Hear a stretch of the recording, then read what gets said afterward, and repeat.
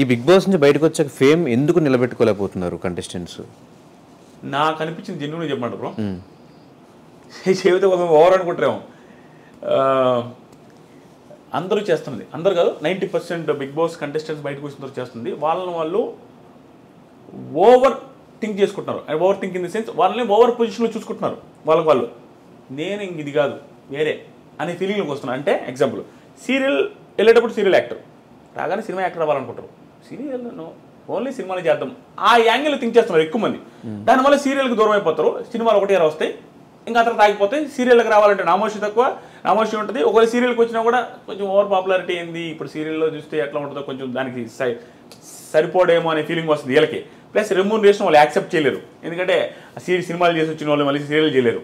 అలా నువ్వు చేసింది, నువ్వు ఏదైతే అంతకుముందు చేస్తున్నావో అది చేస్తే నీకు ఓవర్. ఇప్పుడు అమెరికాలో చేస్తే జాబ్ ఎలా ఉంటుంది, ఇండియాలో చేస్తే జాబ్ ఎలా ఉంటుంది? అమెరికాలో 10 లక్షలు వచ్చినా ఒకటే, ఇండియాలో 2 లక్షలు వచ్చినా ఒకటే, 1 లక్ష వచ్చినా ఒకటే. సో ఇక్కడే ఉంటుంది కదా. ఇప్పుడు ఊళ్ళో వాళ్ళు పొగుడుతుంటారు, రెస్పెక్ట్ ఎక్కువ ఉంటుంది. అదే సీరియల్లో యాక్టింగ్ చేసేవాడు వెళ్ళేసి వచ్చి మళ్ళీ సీరియల్ చేస్తే బీభత్సమైన రెస్పెక్ట్ ఉంటుంది. తోపు. ఇప్పుడు మానస్ ఏమైంది? టాప్. మానసు ఇప్పుడు భయంకరమైన టాప్ కదా ఇప్పుడు బ్రహ్మముడితో. సో అలా వస్తుంది. కానీ వేరే రకంగా థింక్ చేస్తారు. ఇప్పుడు ఎగ్జాంపుల్కి నా కెరీర్ బాగుందా లేదా, బిగ్ బాస్ ముందు బిగ్ బాస్ తర్వాత ఇంకెక్కువ సంపాదిస్తాను, సబ్స్క్రైబర్లు వచ్చారు. ఇప్పుడు బయటకు వచ్చిన తర్వాత కానీ ఎంత బాగుంది. ఎందుకుంది? నేను వచ్చిన తర్వాత ఏం చేసిన? Bigg Boss reviews. అంతకుముందు ఏం చేసిన? Bigg Boss reviews. భయపడి రివ్యూస్ చేస్తే తిడతారనో, రివ్యూస్ చేస్తే ఏమంటారు అనేది ఏం లేదు. నా కెరీర్ మళ్ళీ అదే చేశా కాబట్టి సక్సెస్ అయినా. సో నాకు అనిపించింది వాళ్ళని వాళ్ళు ఓవర్గా థింక్ చేసుకుని చాలా మంది ఇది కాదు ఇంకొకటి చేద్దాం అనేసి వెళ్ళిపోయి అది ఏది కాకుండా అవుతున్నారని నాకు అనిపిస్తుంది బ్రో నిజంగా. కానీ సీజన్ 7 బజ్ ఎందుకు చేయనన్నారు మీ దాకా వచ్చినప్పుడు? నా దాకా డైరెక్ట్గా రాలేదు, ఇండైరెక్ట్గా వచ్చింది. ఇండైరెక్ట్గా అంటే నేను ఒప్పుకోననే ఫీలింగ్ వాళ్ళకి ఉండింది. ఎందుకంటే నేను రెస్పెక్ట్తో చెప్తాను, నాకు హ్యూజ్ రెస్పెక్ట్ వాళ్ళు టీం మీద. నేను భయంకర రెస్పెక్ట్తో మాట్లాడతా వాళ్ళతో అందరితో. ఎందుకంటే అక్కడ నాది తెలిసిందే బ్రో, లాస్ట్ టైం రివ్యూస్ చేయాలి, మళ్ళీ ఈ సంవత్సరం వాళ్ళు రివ్యూస్ చేయొద్దంటారు. బిగ్ బాస్ బజ్ చేస్తే రివ్యూస్ చేయకూడదు. సో 2 సంవత్సరాలు రివ్యూస్ చేయకపోతే మీకు తెలుసు యూట్యూబర్గా ఎత్తిపోతుంది ఛానల్ మొత్తం, ఇంకా ఎంత చేసినా వ్యూస్ రావు. అలాంటప్పుడు అదొకటి. ఇంకొక రీజన్ ఏంటంటే 2 సంవత్సరాలు రివ్యూస్ చేయకపోవడం వల్ల మనకి రివ్యూస్ అంటేనే ఇష్టం. నేను ఎందాక చెప్పిన, వచ్చిన తర్వాత మీరు ఏదైతే చేయాలనుకుంటే అదే చేస్తే సక్సెస్ అవుతావు. నువ్వు ఈ స్థాయి పెరగాలనేసి చూసావు అనుకో, బిగ్ బాస్కి వెళ్ళి వచ్చిన వాళ్ళకి చాలా మందికి అవ్వదు, కొంతమందికి అవుద్ది, చాలా మందికి అవ్వదు. అది కూడా థింక్ చేసుకుని ఏది చేస్తానో అదే చేస్తే లైఫ్ బాగుంటుంది అనేసి అదే చేసుకున్నాను. నేను ఎక్కువ చేయట్లా. దానికి రీజన్ కూడా ఉంది బ్రో, నేను చెప్పేస్తాను అనిపించింది.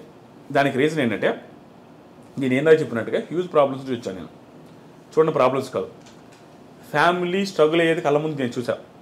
మొత్తం మా అక్క పెళ్లి కావాలంటే 1.5 లక్షల కోసం చెట్టుగారికి ఒక ఇల్లు అమ్మేసాం మేము. నేషనల్ హైవేలో ఉన్న ఇల్లు అమ్మేసాం 1,75,000కి. పెళ్ళి అవ్వాలంటే ఇల్లు అమ్మాలా, నేను చదవాలంటే 1 ఎకరం అమ్మాలా, బ్యానీ అమ్మాలా. అలాంటి సిచ్యువేషన్ చూసా. ఏది కావాలని ఒకటి అమ్మితే వచ్చింది నాకు. అట్లాంటి సిచ్యువేషన్ చూసి వచ్చినోడిని,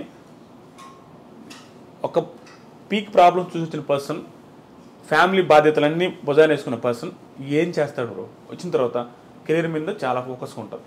ఎందుకంటే నేను మళ్ళీ వెనక్కి వెళ్ళి ఫ్యామిలీని స్ట్రగుల్లో తోయాలని నాకు అసలు లేదు. కాబట్టి ఎక్స్ట్రా లేకుండా మళ్ళీ రివ్యూస్ చేసుకున్నాం. బజ్కి వస్తే మళ్ళీ రివ్యూస్ పోతే ఇంటి దేకపోతే బజ్లో వాళ్ళు అడిగిన క్వశ్చన్ అడుగుతావు. నువ్వు నెగిటివ్ అయితే నీ పర్సెప్షన్ ఉంటే, నీ టాలెంట్ మీద నువ్వు ఉంటే అది వేరేగా ఉండొచ్చు. వేరే వాళ్ళ క్వశ్చన్స్ నువ్వు అడిగితే దానికి నువ్వు జస్టిఫికేషన్ ఇవ్వలేకపోతే, నువ్వు నెగిటివ్ వేస్తే నీ కెరీర్ స్పాయిల్ అయితే నీ ఫ్యామిలీ నువ్వు చూస్తుడు. నేను నా ఫ్యామిలీ విషయంలో మాత్రం ఎక్కడ ఆయనకు అడిగాను బ్రో. నేను అనుకుంటే ఆ ఫ్యామిలీని మళ్ళీ ఆ స్థాయికి వెళ్ళకూడదు, నేను మళ్ళీ వెనక్కి వెళ్ళకూడదు. అలాగే కెరీర్ ప్లాన్ చేసుకున్నాం. అది కూడా ఒక రీజన్. ఇంకో రీజన్ కూడా అనిపించింది నాకు, మేబీ బజ్కి తక్కువ డబ్బులు వస్తాయి, రివ్యూస్ చెప్పుకుంటే ఇంకెక్కువ డబ్బులు వస్తాయి. అది కూడా రీజన్. అది మెయిన్ రీజన్ కాదు, డబ్బులు పెద్ద పట్టించుకుందని ఇది అది కూడా మెయిన్ రీజనేలే. ఎందుకంటే ఫ్యామిలీ గురించి అలా ఇచ్చినాను. మళ్ళీ వెనక్కి వెళ్తామేమో, లేదు ఓవర్ యాక్షన్ చేసి మనం సెట్ కాకపోవచ్చు, బజ్జు ఓవర్ యాక్షన్ ఎందుకు చేసుకుని లైఫ్ స్పాయిల్ చేసుకుని నాకు ఆ రోజులు గుర్తు చేసుకుని భయం, బాధ భయం వేస్తుంది బ్రో. ఏంది బ్రో అసలు? నేను చెప్తాను, నేను చెబితే నాకు ఒకసారి అనిపిస్తుంది, నేను ఫిష్ తిన్నాను, ప్రాన్స్ తిన్నాను, మటన్ తిన్నాను.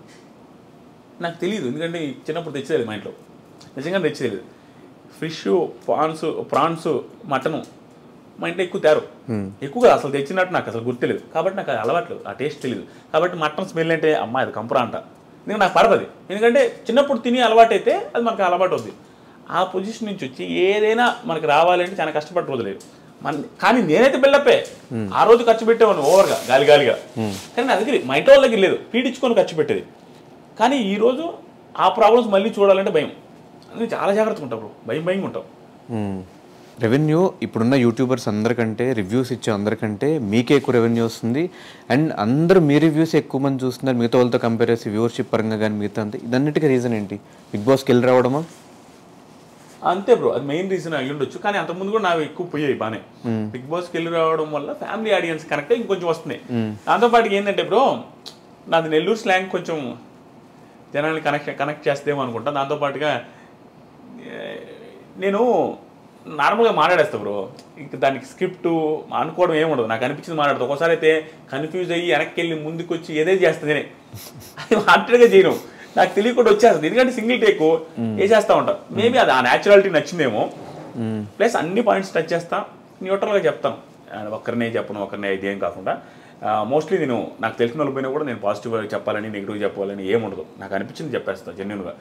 దానికోటి ఫ్యామిలీ ఆడియన్స్ బిగ్ బాస్ వాళ్ళు కనెక్ట్ అయి ఉన్నారు కాబట్టి దేవుడి దేవల్ల బిగ్ బాస్కి వెళ్ళి కూడా నెగిటివ్ కాకుండా వెరీ పాజిటివ్గా బయటకు రావడం వల్ల జనాలకి నా క్యారెక్టర్ కూడా నచ్చింది చాలా మందికి బిగ్ బాస్ హౌస్లో. ఎందుకంటే నేను అంతకుముందు ఎవరికి తెలియదు బ్రో, నేను ఎలా ఉంటానో తెలియదు. అక్కడికి వెళ్ళిన తర్వాత ఇంత ఒబీడియంట్గా ఉన్నాడు, ఇంత సైలెంట్గా ఉన్నాడు మనిషి. మనం అనుకున్న దానికంటే రివ్యూస్లో చూసి జడ్జ్ చేస్తాం కానీ మనోడిని అన్నాడు అది ఇదని, మనిషి బాగానే ఉన్నాడు కదా, మంచిగా ఉన్నాడు, బాగా ఆడాడు అనే ఫీలింగ్ ఉంది. అది ఆ పాజిటివ్ కూడా నాకు వర్కౌట్ అయింది. దానివల్ల రివ్యూస్ బీభత్సం. నేను లాస్ట్ టైం కంటే కూడా డబల్ వ్యూస్ అన్నిట్లో, అన్ని రకాల డబల్ వచ్చింది. కానీ సీజన్ 5, 4, 3 అండ్ నాన్ స్టాప్ వీటిలన్నిటికీ మీరు రివ్యూస్ ఇచ్చినప్పుడు మీకు వచ్చిన రెమ్యూనరేషన్ యూట్యూబ్ నుంచి ఎక్కువ, కానీ బిగ్ బాస్ హౌస్కి వెళ్ళి వచ్చినా కూడా బిగ్ బాస్ నుంచి వచ్చిన రెమ్యూనరేషన్ చాలా తక్కువ. అయినా కూడా బిగ్ బాస్కి ఎందుకు వెళ్ళారు? రివ్యూస్ చెప్పుకోవచ్చు కదా అదే ఇయర్ కూడా. ఎందుకంటే మీకు డబ్బులు అంటే చాలా ఇంపార్టెంట్ కాబట్టి రివ్యూస్ చెప్పుకుంటే అయిపోయేది కదా. ఎందుకు బిగ్ బాస్కి వెళ్ళారు? అవును బ్రో, అదేంటంటే ఆ టైం ఎట్లా ఉండిందంటే ఇది చాలా కంట్రవర్షియల్. అంటే ఇప్పుడు ఏమైందంటే ఆ టైంలో వాళ్ళు నన్ను అడిగినప్పుడు మనకి ఎట్లా ఉంటుంది బ్రో, రివ్యూస్ చేస్తున్నాము బిగ్ బాస్కి వెళ్ళాలని ఎవరికైనా ఉంటుంది బ్రో. రివ్యూస్ చేసేవాడు ప్రతి ఒక్కరికి బిగ్ బాస్కి వెళ్ళాలని ఉంటుంది. అది ఇది గెలవాలనే పాయింట్ కంటే అది ఎలా ఉంటుందో చూడాలని ఎక్సైట్మెంట్ అందరికీ ఉంటుంది. కానీ నెగిటివ్ అవుతావేమో. ఇందాక మీరు బజ్కి ఎలా భయపడ్డారు, ఒకవేళ బిగ్ బాస్కి వెళ్ళొచ్చిన తర్వాత నేను రివ్యూస్ చెప్తే ఆ రివ్యూస్ ఎలా తీసుకుంటారు ఆడియన్స్? అరే నువ్వు కూడా వెళ్ళావు కదా హౌస్లోకి. పోసుకున్నా బ్రో, వెళ్ళేటప్పుడు పోసుకున్నా, చాలా రోజులు ఆలోచించా. ఇది వాళ్ళకి వెళ్ళాలనే ఉద్దేశంతో ఇంటర్వ్యూలో నేను వచ్చేస్తాను, నాకు ఏ సంబంధం నేను వచ్చేస్తాను అని చెప్తున్నాను. కానీ ఓ మూలలో భయం, నేను సెలెక్ట్ అవుతున్నాను, సెలెక్ట్ అయ్యానని మెయిల్ వస్తుంది, మీరు రెడీ అవ్వచ్చు అని చెప్పినప్పుడు కూడా నో చెబుదామనే ఫీలింగ్ కూడా ఉండింది 50 to 60%. ఎందుకంటే అవన్నీ ఆలోచించుకున్నా. ఒరే ఒకవేళ నేను ఫిజికల్గా స్ట్రాంగ్ కాదు, అలా లోపలికి వెళ్ళిన తర్వాత ఆడినా, కానీ నాకు భయం. ప్లస్ భయంకరమైన ఇంట్రోవర్ట్ నేను. అమ్మాయిల ఫేస్ చూడను. నేను అసలు అమ్మాయిలు నాకు ఎదురుకుంటే మన ఫేస్ చూస్తుంటే వాళ్ళు ఇంకేదైనా తప్పుగా అనుకుంటారేమో అనేసి నేను అసలు చూడను. ఇలా అన్నాం, ఇలా మాట్లాడుతూ ఉంటాను. అలాంటి పర్సన్ నేను అక్కడికి వెళ్ళిన తర్వాత వాళ్ళతో మాడకపోతే ఇంకెట్ట వర్కౌట్ అవుద్దని నాకు తెలుసు. నేను నెగిటివ్ అయిపోతాను, కెరీర్ స్పాయిల్ అవుద్దాను భయపడి. కానీ ఒక మూలలో బిగ్ బాస్ మీద నేను ఇష్టం డామినేట్ చేసేసింది బ్రో. మన వీక్ ఉండి వచ్చినా చాలు, తర్వాత మళ్ళీ రివ్యూస్ ఏదో ఒకటి చేసి నా తప్పులన్నీ ఒప్పేసుకుందాం, నేను నా వల్ల కాదు, నేను ఓన్లీ రివ్యూస్లో పనిచేస్తాను, నేను ఆడలేను అని చెప్దాం అనుకున్నాను. నా వల్ల కాదులే, ఏముంది మన చేతుల్లో లేదని. కానీ 1 వీక్ అయినా ఉండేసి వద్దాం అనేసి గట్టిగా అనుకున్నాం. అంటే అదొక సక్సెస్గా ఫీల్ అయ్యా. ఏమరా రివ్యూస్ చెప్పినాము, మేము బిగ్ బాస్కి వెళ్ళొచ్చాము, మాకు ఊరికే వస్తుంది బిగ్ బాస్ ఛాన్స్ అనే ఫీలింగ్ ఉంటుందా అనే ఫీలింగ్లో ఉన్నా. కానీ ఆ భయం అయితే ఉండింది. కానీ అక్కడికి వెళ్ళిన తర్వాత ఏంటంటే నువ్వు 1 వీక్ ఉంటే బ్రో బిగ్ బాస్ హౌస్లో భయంకర కాన్ఫిడెన్స్ వస్తుంది. తెలియకుండా నేను ఆంజనేయ స్వామి దూరినంత, అంటే బలం లేనోడి కాడ కూడా బలం వస్తుంది. పల్లభూషణ్ తిట్టాడు అట్లా వస్తుంది. ఎందుకంటే అక్కడ కాన్ఫిడెన్స్ వచ్చేస్తుంది మనకి. ఇప్పుడు ఇంకా బాగా ఏదో డౌన్ నుంచి వస్తుంది చూసినా, వాడికి వచ్చే కాన్ఫిడెన్స్ వేరే. ప్రశాంత్ లాగా నాకు వచ్చినట్టుగా ఏం తెలుసా, ఆడికి అది పెద్ద ఛాన్స్, వాడికి పోయేదిలే ఇంకేమి. 2వ వారానికి వచ్చేసిన పోయేదేమిలే, 3వ వారానికి వచ్చేసినా పోయేదిలే. ఎందుకంటే వాడికి అది అంతా బోనస్సే, ఏదొచ్చినా బోనస్సే. 1 వీక్లో వెళ్ళిపోతే ఆల్రెడీ 1 వీక్లో వస్తే ఎవడు కూడా ఫీల్ అవుతాడు. షాక్ అయ్యేదేముంది, ఆల్రెడీకి ఏముందిరా 1 వీక్లో వస్తాడు, వాడికి నెగిటివ్ అందరినీ అన్నాడు రావాడు అనుకుంటాడు. ఆ కాన్ఫిడెన్స్ ఉండేది. కాబట్టి మనకు పోయేది ఏమిలే అని కొంచెం హ్యాపీ. ఇంక వచ్చే వారాలను బోనస్ అని స్ట్రగుల్ లేకుండా, స్ట్రెస్ లేకుండా ఆడే. కానీ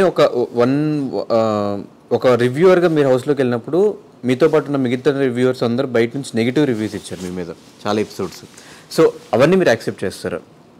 యాక్సెప్ట్ చేయను, నేను యాక్సెప్ట్ చేయను. అలాగే ప్రతి కంటెస్టెంట్ కూడా వచ్చిన తర్వాత యాక్సెప్ట్ చేయను, నేను చేయను. అలాగే ప్రతి కంటెస్టెంట్ కూడా వచ్చిన తర్వాత ఏం చేస్తాను తెలుసా, ఆ రివ్యూవర్ ఈ రివ్యూవర్ అట్లా చేశారంటారు, నేను ఆ పాయింట్ కాదు, నా పర్సెప్షన్ వేరే అంటాడు. నిజం, అది నా పర్సెప్షన్ నిజంగానే వేరే. అక్కడికి వెళ్ళి ఏ కంటెస్టెంట్ తప్పు చేయడు బ్రో, ప్రతి దానికి జస్టిఫికేషన్ వాళ్ళ దగ్గర ఉంటుంది. కానీ అవన్నీ రివ్యూవర్కి అనవసరం. అలాగే నేను రివ్యూస్ చేసేటప్పుడు కూడా అంతే. అలాగే నన్ను అనేటప్పుడు రివ్యూవర్ సిస్టమ్ కూడా అదే.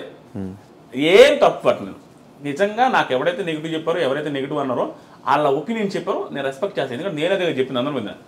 సో ఆ కంటెస్టెంట్స్కి మాత్రం నిజంగా అలా అనిపిస్తుంది. నేను కంటెస్టెంట్కి ఏమనుకుంటా, ఆ పాయింట్లో నెగిటివ్ చేశారా వీళ్ళు, ఆ పాయింట్లో నేను అందుకు కదా, ఆ రీజన్ వేరే ఉంది కదా, దానివల్ల కదా నేను ఆ రోజు అట్లా చేసింది అని నాకు జస్టిఫికేషన్ ఉంటుంది. కానీ అది వాళ్ళకి అనవసరం. చూసిందే చెప్తారు.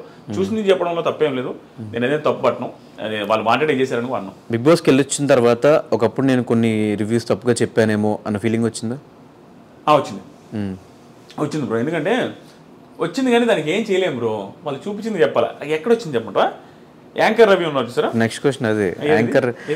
యాంకర్ రవి కేసు పెట్టాడు మీ మీద, రివ్యూవర్స్ అందరి మీద పెట్టాడు, కానీ మీరు ఒక్కళ్ళే ఎందుకు సారీ చెప్పారు? అంటే యాంకర్ రవి అంటే భయపడ్డారా కేసు పెట్టిన వెంటనే? భయమేం కాదు బ్రో. ఎట్లా ఉంటుంది అంటే నేను ఇందాక చెప్పిందే, ప్రతి ఒక్కటి ఫ్యామిలీ రిలేటెడ్ ఉంటుంది నా ఆలోచనలని. మా వైఫ్ కూడా ఫీల్ అయింది సారీ చెప్పినందుకు. ఎందుకు సారీ చెప్పడాలో, నువ్వేం తప్పు చేయలేదు కదా. వైఫ్కి ఉంటుంది కదా బ్రో, మనం తక్కువ చేసుకొని మనం దిగి చెప్పాలంటే వాళ్ళ ఫీలింగ్ ఉంటుంది. నేనేమంటానంటే మన ఫ్యామిలీ ఉంది బ్రో, ఫ్యామిలీని ఎందుకు బాధ పెట్టాలా అంటే పోయేదేముంది సారీ చెప్తే. దట్టు నేను ఫ్యామిలీకి ఎంత గౌరవిస్తానో అలాగే ఆ పర్సన్ నాకు రవీంద్ర కానీ వాళ్ళ వైఫ్ ఆవిడ మేడం కానీ చేసినప్పుడు ఏమన్నారు, మా ఇంటి వాళ్ళు బాధపడ్డారు మీరు కొన్ని మాటలకి అన్నారు. నేను ఏం అనిందేమిలే, బాధపడేంత మాట. కానీ వాళ్ళు బాధపడ్డప్పుడు మనం సారీ చెప్తే అన్న సారీ అన్న అంత హట్ అయ్యారా మీరు అని అట్లా చెప్పా. తర్వాత స్టోరీ పెడితే బాగుంటుంది, మనం ఎన్ని చేద్దామంటే స్టోరీ పెట్టా. అంతకుమించి భయము గీమని కాదు. ఇక్కడతో ఎన్ని చేద్దాం, ఎందుకు ఫ్యామిలీ స్ట్రగుల్ అవ్వడం అనే ఫీలింగ్తో ఎండ్ చేశా. కానీ బిగ్ బాస్కి వెళ్ళేసి వచ్చిన తర్వాత యాంకర్ రవి ఉన్నారు చూసారా, ఆయన పర్సెప్షన్ నాకు అర్థమైంది. ఇప్పుడు సారీ ఫీల్ అయ్యా. వెళ్ళొచ్చిన తర్వాత నేను మనసులో సారీ ఫీల్ అయ్యా. ఆయనతో డైరెక్ట్గా ఎప్పుడు చెప్పలే.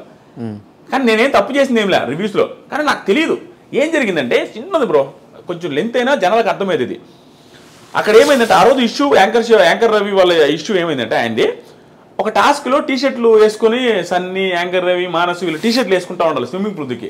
ఆ టాస్క్లో రవి యాంకర్ రవి అన్న సంచాలకు ఆయనకి లోపల ఏదో చెప్పాడంట బిగ్ బాస్ రూలు మార్చి. అది మనకు టెలికాస్ట్ చేయలే. అది మనకు రివ్యూవర్స్ రవి కావాలని సన్నీని ఓడించాలని ఇటు చేశాడు, కన్నింగ్ చేశారు అట్ట ఇట్ అనేసి రివ్యూస్ నెగిటివ్ చేసాం. కానీ ఆయనకి బాధ అనిపించింది ఎక్కడ తెలుసా, ఆయనకి రియాలిటీ తెలుసు లోపల ఏం జరిగిందో. ఈ నాయలకి ఏం తెలుసు అని లోపల అంత జరిగితే వీళ్ళు అంత మాట అంటారు నన్ను అనేసి ఆయన హట్ అయ్యిండు. అందుకు కేసు పెట్టాడు main one of the reasons.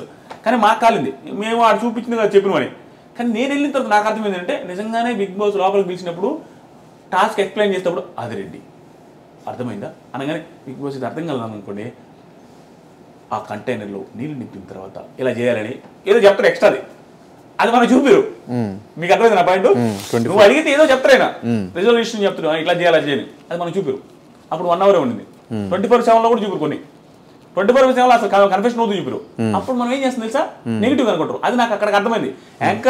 Anchor Ravi bro కూడా బయటకు వచ్చిన తర్వాత చెప్పాడు, నాకు వేరే చెప్పారా అక్కడ కన్ఫెషన్లో వీళ్ళకి అది తెలియదని. అప్పుడు అనిపించింది, ఓహో నిజమే మనకి చెప్పినట్టే. అక్కడ హౌస్లో అనిపించింది నిజమే కదా, ఆయనకు కూడా ఆ రోజు ఈ రూల్స్ అని చెప్పుంటాడేమో, ఆయన చెప్పి నిజంగానే చెప్పుంటారేమో, మనం తప్పుగా అనుకుంటామని. తప్పదు కదా, మనం చూసే చెప్తాం. బట్ ఎవరి యాంగిల్ వాళ్ళది బ్రో, వాళ్ళకి అలా బాధపడడం తప్పులేదు, మనం ఇక్కడ చెప్పింది కూడా తప్పులేదు, జరిగిపోతూ ఉంటుంది.